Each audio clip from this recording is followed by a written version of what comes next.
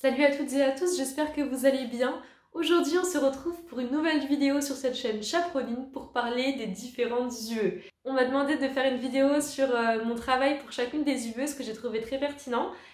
Et en travaillant sur cette vidéo, en l'écrivant, je me suis rendu compte que pour traiter chacune des UE, ça prendrait pas mal de temps, surtout qu'il y avait des méthodes, des trucs que je faisais pour plusieurs UE, donc que ce serait assez répétitif.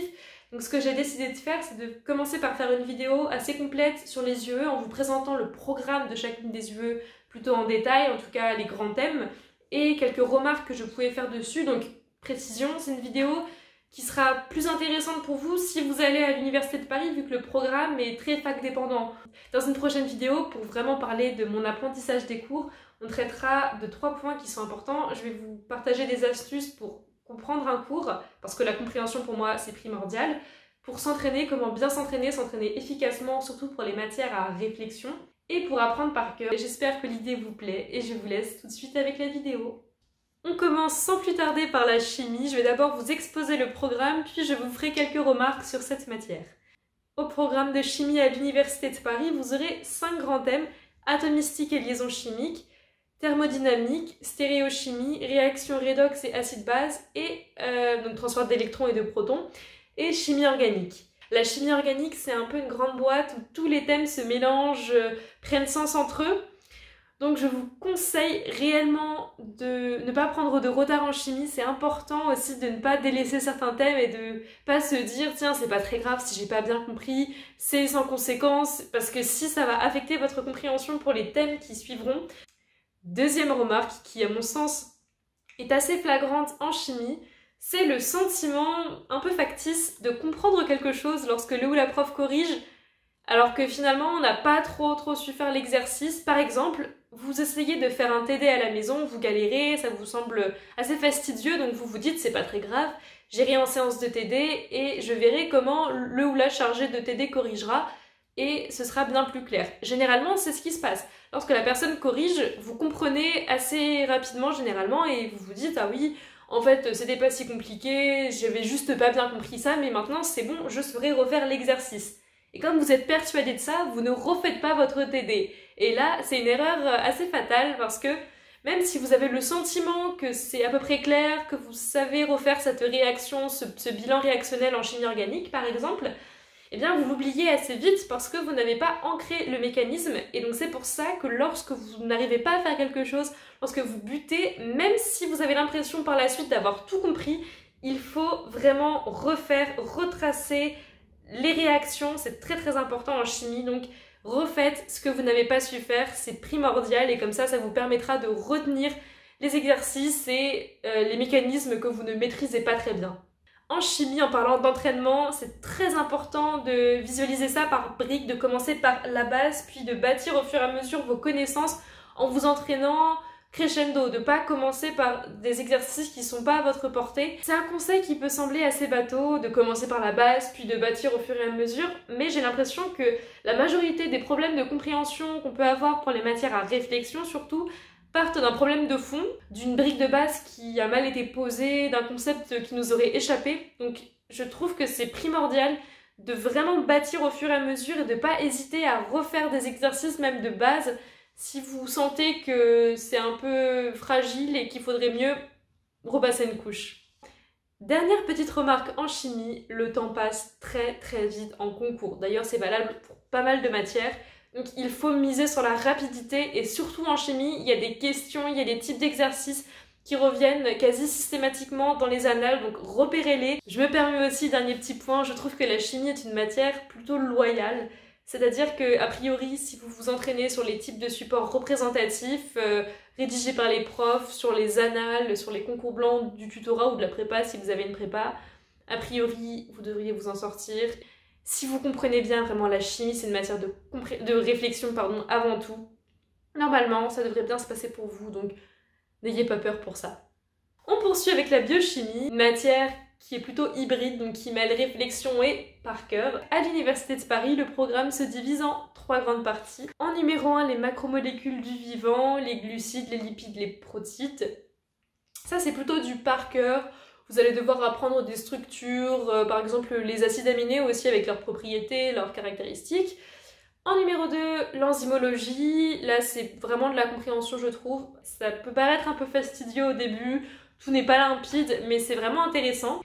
Dernière partie, la biologie moléculaire, c'est tout ce qui touche à l'ADN, à l'étude du génome humain. C'est vraiment passionnant, clairement, je pense que c'est ma partie préférée et c'est le cas pour pas mal d'étudiants, je crois.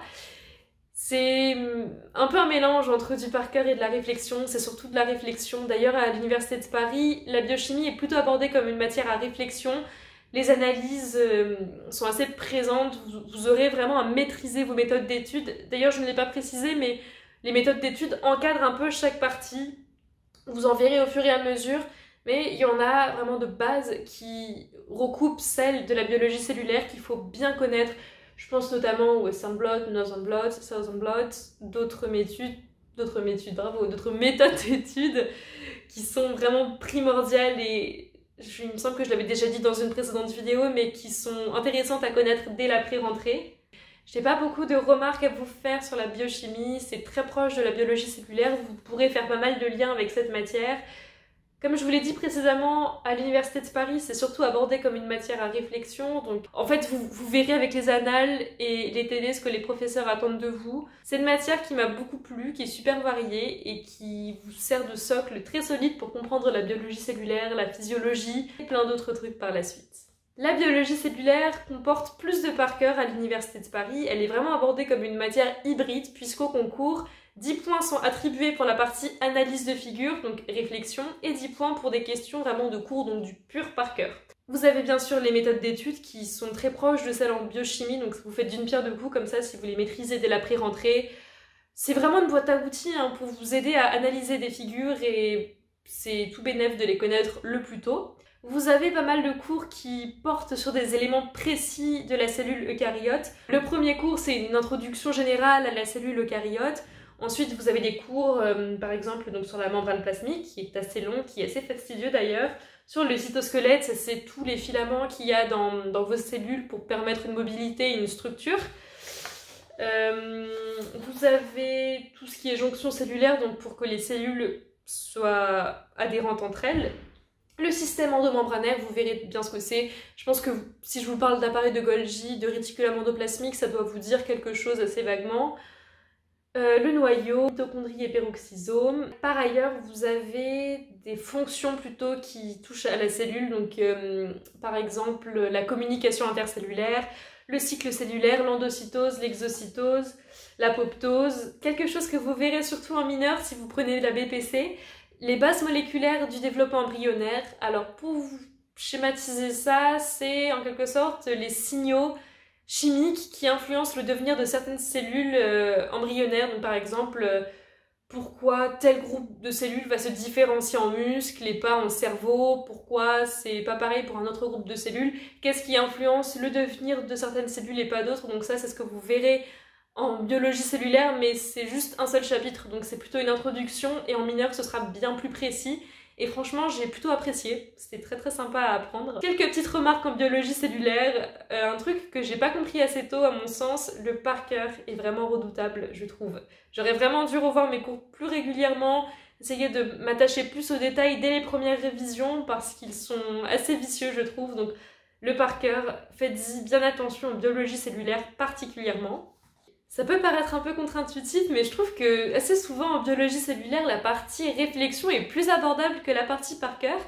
Et c'est quelque chose qui s'acquiert assez rapidement, l'analyse de figures et la compréhension, si dès le début on se donne les moyens de s'entraîner suffisamment. Je ne vais pas vous mentir, au début en biologie cellulaire, avec toutes les figures à analyser, j'étais paumée, je savais pas par où commencer. Je me disais, mais qu'est-ce que je dois faire avec tout ça? Quelles conclusions je dois tirer? Pour vous expliquer plus concrètement à quoi pourrait ressembler un exercice d'analyse de biologie cellulaire, pour vous montrer le côté sympa aussi de se prendre au jeu, de se prendre un peu pour un chercheur, de tirer des conclusions à partir des documents. Par exemple, là, on pourrait prendre une étude sur le cancer du col de l'utérus. Ça, c'est quelque chose qui est assez fréquent de proposer des cancers comme ça en étude. On pourrait vous dire, votre équipe de recherche a identifié telle molécule comme potentiel traitement, et on va l'étudier pour comprendre comment elle agit. On va par exemple étudier sa localisation, le domaine d'action, donc la partie de la molécule qui est efficace. On peut aussi étudier son efficacité, enfin si c'est dose dépendant, sur quel type de cellule elle agit le mieux, parce que si elle a un effet néfaste sur les cellules saines, c'est problématique quand même. On va vraiment dérouler un fil comme ça au fur et à mesure, un fil conducteur, et au final, il y aura une conclusion un peu générale, donc ça peut être le traitement est efficace et on peut faire d'autres recherches dessus pour approfondir le sujet. Ça c'est très intéressant je trouve, mais il faut vraiment s'entraîner, il faut se prendre au jeu. Il faut aussi savoir être rapide dans le tri des documents, quels documents sont vraiment utiles et vous aideront à avancer le plus rapidement possible, et quels documents sont un peu plus décoratifs et viennent juste vous aider à comprendre le principe, mais sont pas si utiles que ça finalement. La physique, au programme vous avez plusieurs thèmes, donc vous avez les énergies, donc cinétique et potentiel, l'électrostatique, là c'est théorie et application en santé, les gaz parfaits, les fluides parfaits et visqueux, les ondes, là vous avez une très grosse partie sur les ondes qui regroupe 3 grands chapitres. J'ai peu de remarques à faire en physique, si ce n'est qu'évidemment l'entraînement est primordial. Et même par rapport à la chimie, j'ajouterais quand même que c'est pas très grave si vous n'avez pas bien compris votre cours avant de vous entraîner. C'est généralement l'entraînement qui vous permettra de bien comprendre votre cours. Donc pour les premiers entraînements, je vous conseillerais de les faire avec le cours juste à côté. Entraînez-vous aussi vite que possible après avoir vu votre cours, c'est essentiel. US5, histologie, embryologie, une matière par cœur plus. Pour le programme, vous avez donc une partie histologie, tout ce qui touche au tissu, je le redis, épithélium, tissu conjonctif, tissu musculaire, tissu nerveux. La partie embryologie qui porte sur les 4 premières semaines de développement. Petite remarque, les pièges sont assez fréquents, donc là pour le coup c'est très intéressant d'avoir un carnet d'erreurs pour répertorier les pièges dans lesquels vous tombez le plus souvent et de le relier régulièrement pour être sûr d'être à jour dessus. C'est une matière qui est assez proche de la santé, donc c'est assez agréable à apprendre. Il y a pas mal de liens à faire aussi avec la biocelle, c'est chouette. En santé publique, vous aurez 3 grands thèmes. Le premier porte sur l'épidémiologie en général, donc c'est une grosse intro à la santé publique. Vous aborderez des notions clés comme la prévalence, l'incidence. En deuxième partie, risque et sécurité sanitaire. C'est très intéressant, c'est très actuel aussi. Là, vous aborderez assez en détail les différents facteurs de risque, je pense notamment au tabac, à l'alcool, à la sédentarité. Dernier grand thème, l'organisation du système de soins en France. C'est une partie qui vous demandera de la compréhension, vraiment de passer du temps à cibler les actions, les objectifs des différents organismes, des organisations, des agences qui vous seront présentées pour comprendre à quoi elles servent. En santé publique, les cours d'un même thème sont très liés, donc c'est intéressant de faire des fiches récap par thème.